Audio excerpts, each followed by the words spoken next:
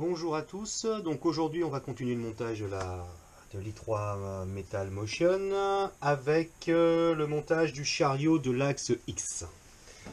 Donc sur les trois pièces qui avaient indépendantes en acier plié, c'est la plus grande. Et on va commencer par y placer un palier LMLH avec deux vis M3 x 8.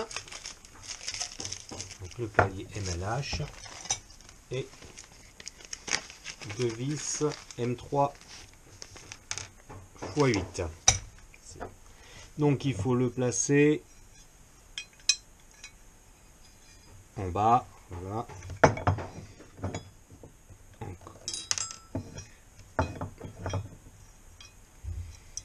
Et on visse.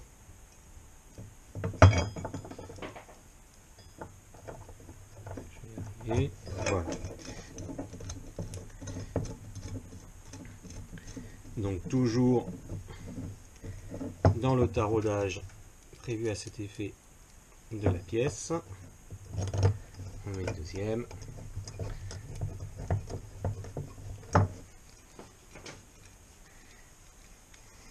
là on en met un palier MLH. Bien sûr il y aura la place pour une deuxième palier, puisqu'il y aura deux tiges qui vont tenir le chariot de l'axe X. Le premier palier est posé. On va y installer ensuite le e-board. Donc le e-board, c'est cet appareil, ce connecteur, qui va nous permettre de connecter directement avec un seul câble, enfin un seul câble gainé, toutes les connectiques pour la tête, pour le chariot de l'axe X, et donc pour aller sur la tête. C'est très pratique, puisque jusqu'à présent sur les trois, on avait un fil qui se baladait un peu partout. Là, on va avoir qu'un seul câble de connecteur qui va se brancher ici.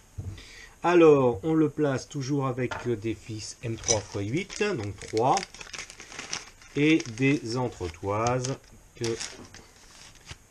je n'ai pas préparées. Donc 3 entretoises, je retrouve le paquet et je suis à vous.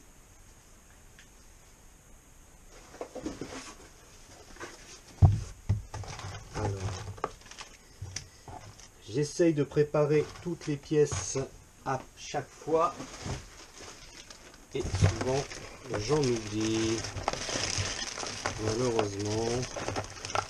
Alors elles sont où? Elles sont là. Voilà, je les ai trouvées. Donc pour protéger effectivement les soudures de la partie métallique, il y aura 3 entretoises.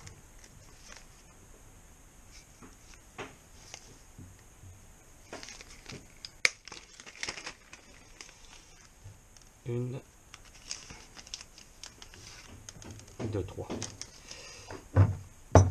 Donc là, le e-board se met sur le côté.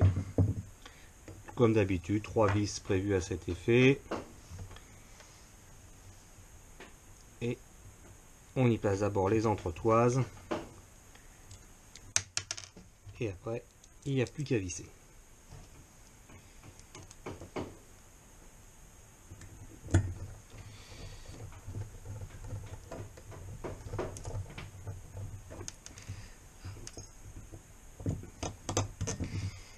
Les entretoises sont tombées.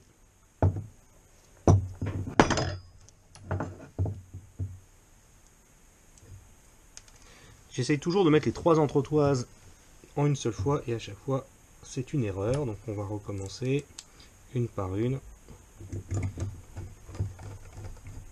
Voilà, je visse pas complètement. Je place mon autre entretoise.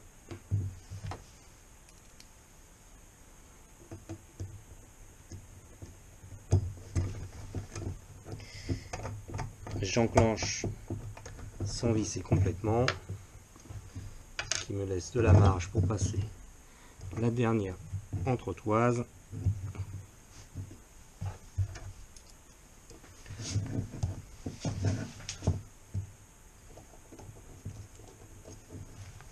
Un peu trop enfoncé.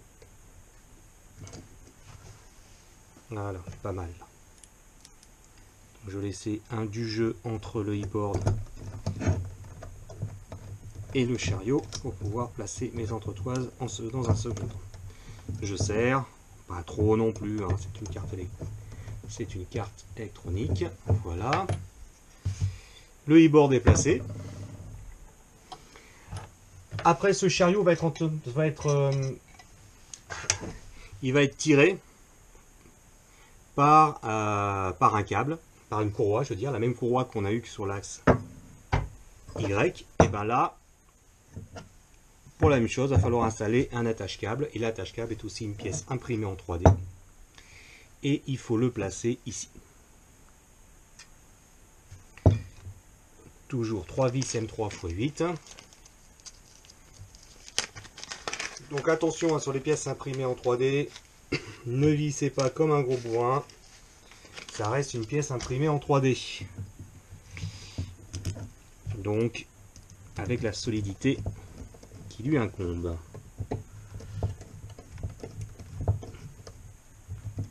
Une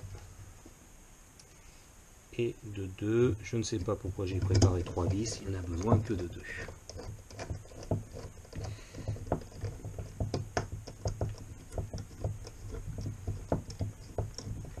Une et deux. Voilà, l'attache-câble est positionnée. Toujours ranger ces vis après. Pas les laisser sur le plan de travail, c'est un bon moyen pour les perdre.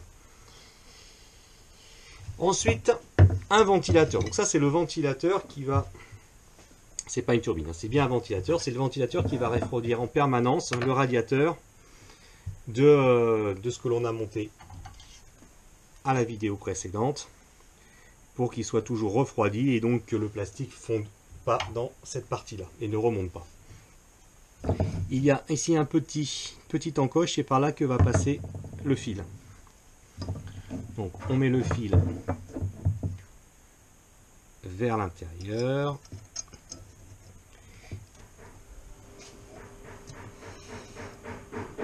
Et il n'y a plus qu'à visser. Alors combien de vis? 2. Tiens, ok. Ah, donc avec les 2 vis. Alors en bas ou en haut? Ça c'est la bonne question. Avec les 2 vis, les 2 trous du bas. Allons-y. Encore une fois, 2 de M3 x 8. Donc vous voyez bien, je vais vous montrer après, le câble passe bien dans l'encoche prévue pour. Donc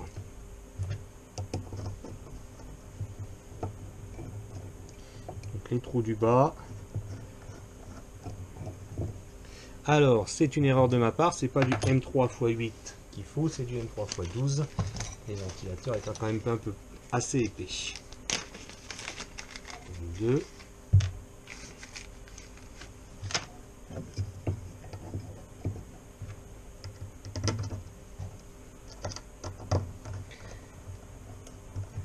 Pas besoin de forcer non plus, hein, comme un malade.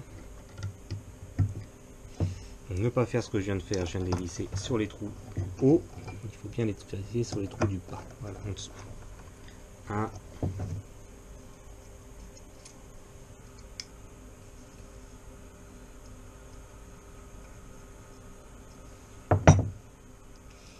Et 2.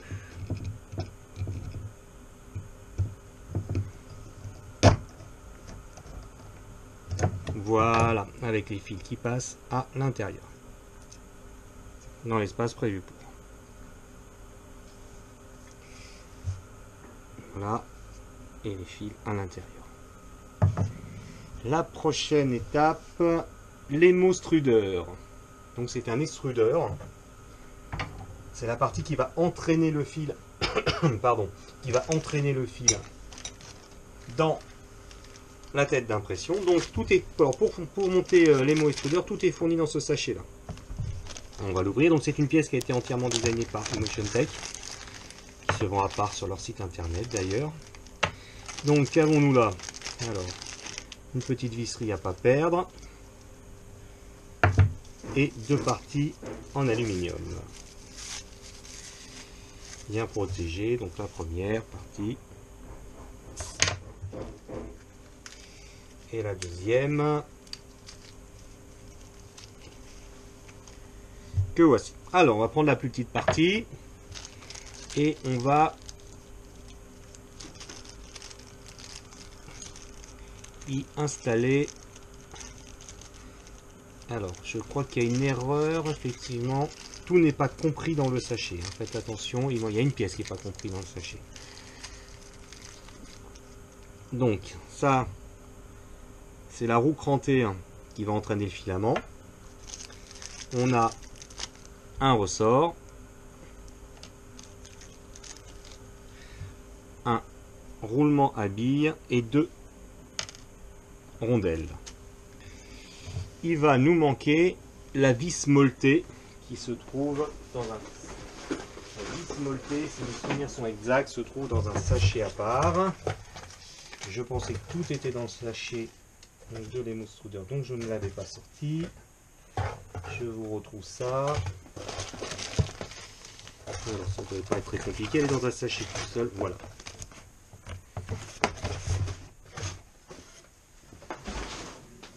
Et il vous manque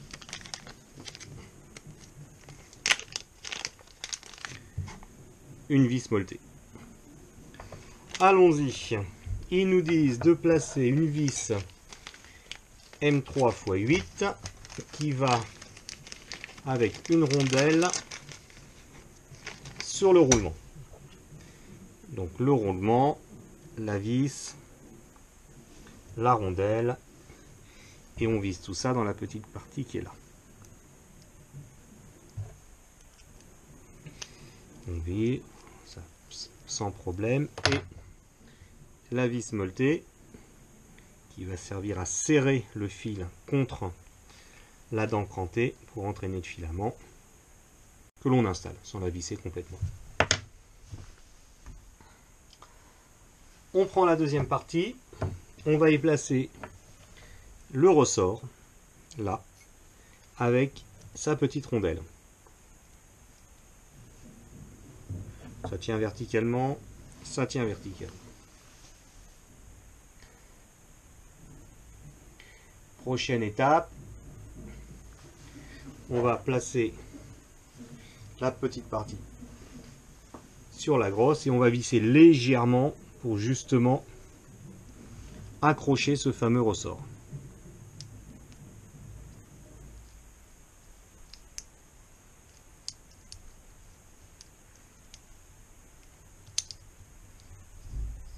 Voilà. Et le tout est accroché et on peut...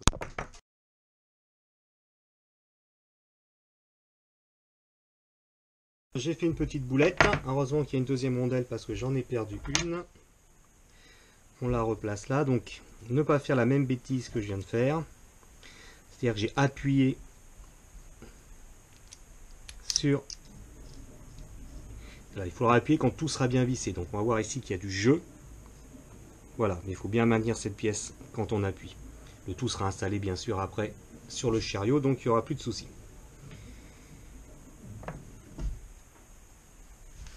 Ensuite, on va installer le tout avec un NEMA, un moteur NEMA,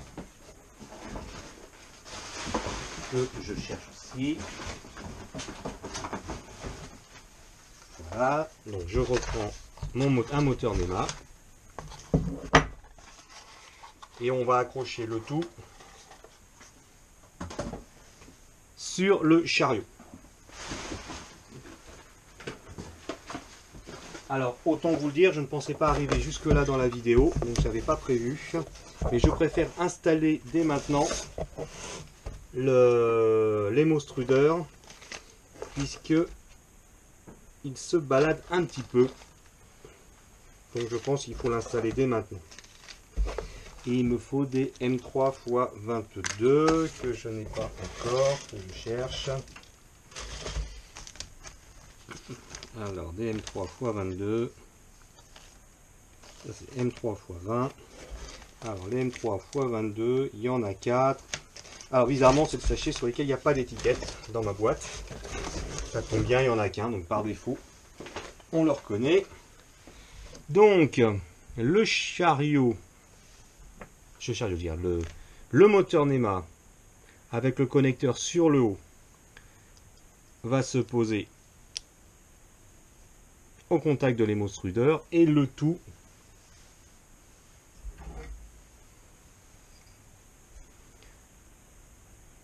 sur le chariot. Après, il n'y a plus qu'à prendre des grandes vis et visser.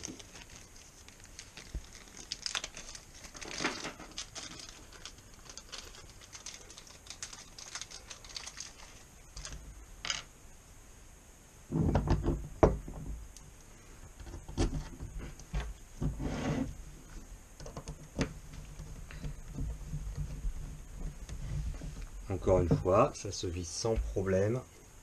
Les trous sont au bon endroit, il n'y a pas de souci.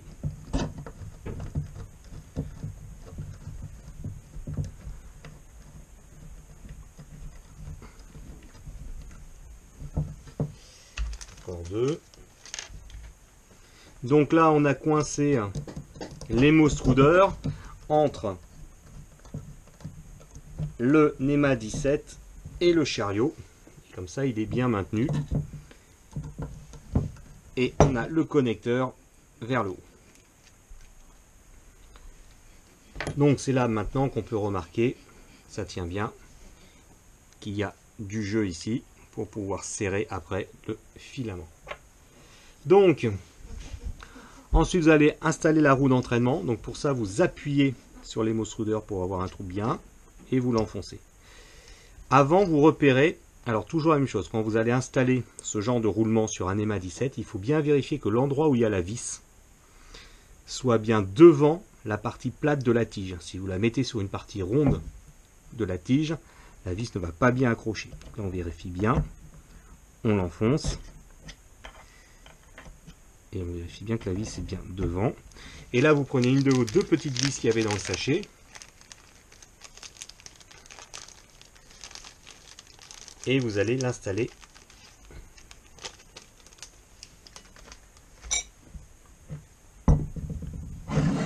sur votre molette. J'essaye de récupérer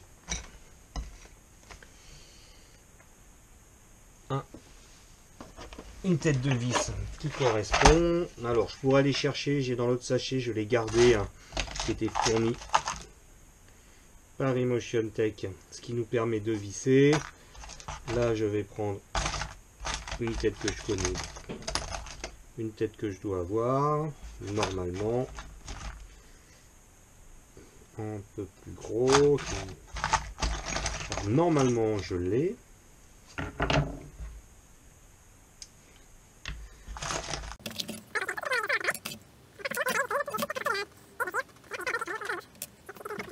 S'il était préparé là. Ok. Donc, on reprend. On pense bien à installer la vis sur le devant le métaplat, la partie plate du NEMA. Et voilà. Parfait. Une fois que cela est fait, eh ben, il va nous rester à installer la tête d'impression et la turbine. Et ben, je vous propose de voir ça dans une prochaine vidéo, parce que là on a sécurisé les pièces, l'hémo extrudeur sur le chariot, et on peut donc s'arrêter là.